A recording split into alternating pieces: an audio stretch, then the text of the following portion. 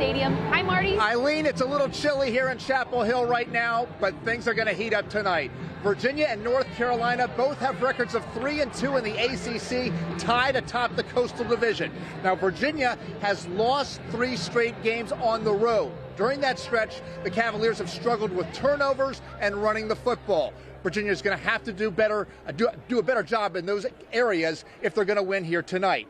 Now, North Carolina has won 2 of its last 3, beating Duke and Georgia Tech. The Tar Heels beat Duke last week with an interception here in the end zone in the final seconds.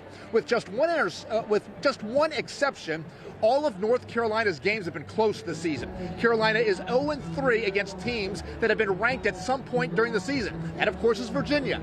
The Tar Heels have a good-looking quarterback in true freshman Sam Howell. He leads the ACC in passing yards, passing touchdowns, and total yards. Virginia's quarterback knows the Hoos have to play better on the road. We just got to elevate all our focuses and execute an efficiency when we're going on the road that we haven't done in the past. So yeah, race to the finish, one game at a time. And so it's an intriguing matchup. It's a meaningful matchup. It's for both teams. I mean, what could you want more in Week 9 than playing these kind of games that are meaningful and what you've worked the entire year to do? This is pretty much a must-win game for Virginia tonight if they want to win the ACC's Coastal Division. Now remember, the Cavaliers will be without their captain, Jordan Mack, for the first half of tonight's game because he was penalized for targeting in last week's game at Louisville. So that'll be a big loss. We will have highlights of tonight's game at 11, and then, of course, I'll have a full post-game report for you tomorrow morning on your News at Sunrise. All right, thanks, Marty. We'll keep it here with football. Virginia Tech traveled to number 16 Notre Dame today. 10 seconds left. Miami to take on the Hurricanes. UVA had extra time to get ready as they were on a bye last week, and they'll be looking to bounce back from their first loss of the season. Marty Hutloff joins us live from South Beach with a preview of the matchup against the Hurricanes. Hey there, Marty. The UVA football team arrived here in Miami earlier today, where the temperature right now is about 80 degrees. A Wahoo win tomorrow will give Virginia its first 3-0 start in the ACC in 12 years. Miami is desperate for a win at 0-2 in the conference. UVA players and coaches say they were watching last weekend when Miami fell behind 28-0 at home to Virginia Tech, then scored 5 of the next 6 touchdowns to tie the game. Man, so the skill players are fast, which means on any given play, a ball could be handed off to someone that goes the whole way. The ball could be thrown to someone that can go the whole way. And that's always an inherent threat that's just in the background of your preparation. Miami switched quarterbacks in that game. Backup N'Kosi Perry threw 4 touchdowns and racked up over 400 passing yards. Hurricane quarterbacks also threw 4 interceptions in that game. It excites you, I think the best part about being a DB is you can make the highlight interceptions, go up and get the ball. But that also comes with throwing the ball a lot, so you got to be ready for the throws. As for Virginia, the Hoos only had 4 yards rushing in their last game, and Bryce Perkins was sacked 8 times. Coaches say the offensive line has been a focal point in practice. Very deliberate work up front. Communication, technique, and deliberately being accountable for what you do up front, and that's a team thing. Virginia beat Miami last year in Charlottesville, but has lost the last 3 to the Hurricanes in Miami. And that atmosphere is still the craziest atmosphere I've ever played in. There, it was like a party in the stands. It was truly like South Beach, Miami. What I do know about Miami Hurricane football is the community down there is really passionate about that, and so I don't know how they look at Virginia. It's going to be a fun place to play no matter what, fans or not. I think our guys are going to be ready to play, and I think they're excited to get back on the field. Miami announced yesterday that N'Kosi Perry, who led that comeback charge last weekend against Virginia Tech, will be Miami's starting quarterback tomorrow. I'll have much more on the game when I see you live from Miami's Hard Rock Stadium tomorrow night on your News at 6. Mike, back to you. Marty, thank you very much. UVA is ranked 10th in the nation in total defense, so I think they're more than happy to see a guy make it his first start of the season. But Perry obviously had a very good game in their last loss against Virginia Tech. I think Marty picked up that shirt at the airport when he got down there. I think that's a standard for trips to Miami. A standard for trips to Miami. All right. Gotta have it. Yeah. Thanks, Mike. We'll be right back. NBC 29 News coverage. Florida. Virginia will be looking for its first win on the Hurricanes' home field since 2011. Marty Hutloff is in Miami with a preview of tonight's showdown. Hey there, Marty. Well, tonight is one of the biggest games for Virginia football in the last decade. The first-place Cavaliers control their own destiny in the ACC's Coastal Division. A win here tonight would move the Hoos to 3-0, and they would stay in control in their quest to become the 7th different team to win the ACC's Coastal Division over the last 7 years. Now, Virginia beat Miami in Charlottesville last year, scoring the first 10 points of the game, and then winning a low-scoring affair, 16-13. We likely will see a lot more scoring tonight, with Miami's offense being more potent and their defense giving up a lot of yards.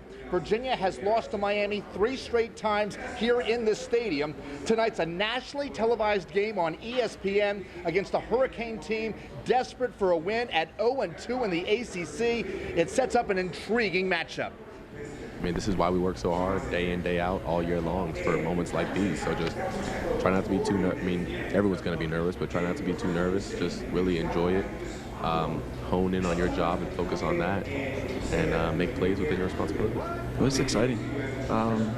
It's something you dream of as a kid, and so to actually get the opportunity, there's no better way to show up. Now, Virginia Tech lost to Miami in the stadium last week, and a lot of the Tech players cramped up in that game. The temperature tonight expected to be in the high 70s, and the key is hydration, says Virginia offensive coordinator Robert Anai. It's an 8 o'clock kickoff. I'll have a full post-game report for you tomorrow morning on your news at sunrise at 7 o'clock. Mike, back to you.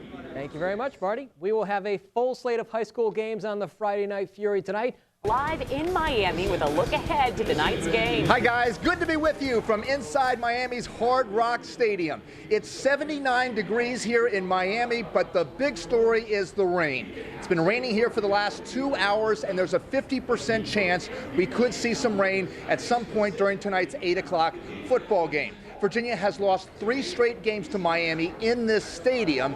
This season, Virginia has a record of 2-0 in the ACC. Miami is 0-2. But despite that, Miami is a 2.5-point favorite for tonight's game. And the last time we saw these two teams, but both these teams are coming off of a loss. The last time that we saw the Hoos, they were outscored 21-0 in the second half at Notre Dame in a loss. Virginia's coming off a bye week.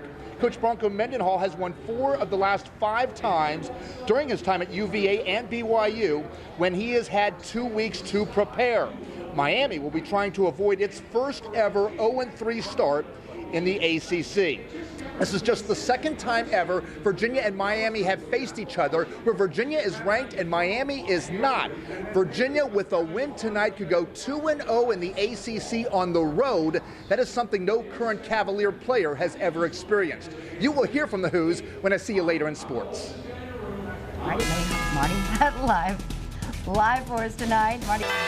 A handful of Central Virginia high school sports teams played for a state championship today in soccer, lacrosse, and tennis. The Albemarle High School girls soccer team was aiming for its 2nd state title in 3 years. Today in Richmond, Albemarle trailed deep run 1-0 for much of the game in the Class 5 state finals before an offensive explosion. Albemarle's Cora Jillians knocks it in the goal with about 19 minutes left. We are tied at 1. 8 minutes later, Maggie McMullen centers. Savannah Alexander controls it and boots it into the back of the net. Patriots have their first lead at 2-1. 4 minutes after that, McMullen gets another assist. The pass up ahead to Madeline St. Amand. She's all alone and scores the insurance goal. St. Amand added 1 more goal late. Albemarle wins the state championship, beating Deep Run 4-1 with 4 goals in the final 20 minutes. We had a really tough season. We faced a lot of adversity. We had a whole week of adversity that I will never forget. And so coming back from that, coming back from specific games, we've already had a game we were down in. So we already knew that we had the strength within us to come back from that. No matter what, we've believed in ourselves, and it took all 24 people on this team to believe in us and get here, and winning it was so emotional. We went down, we've been through adversity, and just coming back and fighting as a team, believing in each other and having each other's backs just meant a lot. The two-time defending state champion Western Albemarle girls soccer team faced Brentsville in the Class 3 state finals. 5 minutes into the game, Julia Berg chips it over the goalie. Western takes the early lead.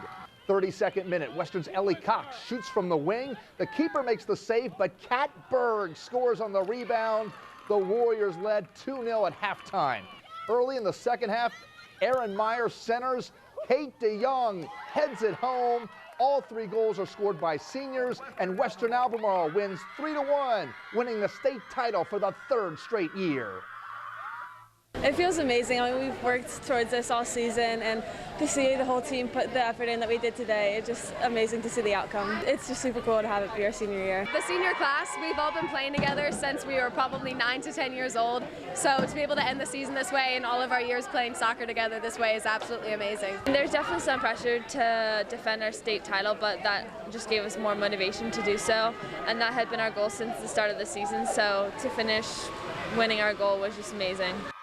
The Western Albemarle boys face Northside in the Class 3 state finals. Pick it up in the second half, still scoreless. Western Sam Vigil-Annie with the header off the corner kick. That goal gives the Warriors the lead. Northside was called for a penalty in the box in the 54th minute. Carter Spillman takes it. The senior connects. It's 2-0. 5 minutes later, Western has another penalty kick. The goalie makes the save here, but Joey Paulson is there to bang home the rebound. He scored again later. Western Albemarle wins 4-0, capturing the Class 3 state title. It's the best feeling in the world. I mean, getting this far and coming up short's terrible, so we knew what we had to do, and we did it. So it's the best feeling ever. It's pretty freaking awesome. I'll say this is my first soccer championship. My brother's had 2 state championships, and so it's good to get one under so I can talk back to him. The Charlottesville High School boys soccer team faced undefeated Chancellor in the state finals in Salem. First half, Chancellor strikes first on the corner kick. Mike Creeder heads it in. The Chargers led 1-0 at halftime. About 2 minutes left in the game. Charlottesville is still down 1-0. There's a scramble in front. Senior Jovan Storch heads it in. We are tied at 1 and have a brand new game headed to overtime. The CHS students are fired up. Now in OT, it is Vaughn Storch with the centering pass. Benway Ryang gets it and boots it in. That's the golden goal. Charlottesville beats Chancellor in overtime, 2-1, winning the Class 4 state championship. It's impossible to describe. This is something that I'd been dreaming of my entire time at CHS, and ever since 2 years ago, almost same situation, golden goal, but we just didn't come out on top. I mean, to be able to do this the way we did, down the entire game, scoring with 2 minutes left, it's surreal. They deserve it more than any group of guys I know. They did all the work. They should get all the credit, and so I'm just super pumped that we won it today. The Western Albemarle boys and girls tennis teams won another state title today. The boys beat James Monroe 5-0. The girls also beat Monroe 5-0. It's the 3rd straight state title for the Warrior boys. And finally, the Western Albemarle girls lacrosse team faced Dominion in the Class 4 state championship game. The Warriors' Libby Carbo finds a cutting Reed Ferguson. The Warriors lead 5-3, but the Titans end the half on a 7-1 run. Molly Battaglia scores here on the fast break. Western trailed 10-6 at halftime. Western would make a run late. It's Carbo looking the pass and then fires a shot into the net. That cut the deficit to just 2, but Western Albemarle ends up falling 15-11 in the state title game there, but overall a great day for the local teams. Tough loss there, but for most of the other ones, huge day. Absolutely. Great news, Marty. Yes. Thank you very much. Keep it here. We'll be right back. NBC 29 Sports is brought to you by Michael & Son Services.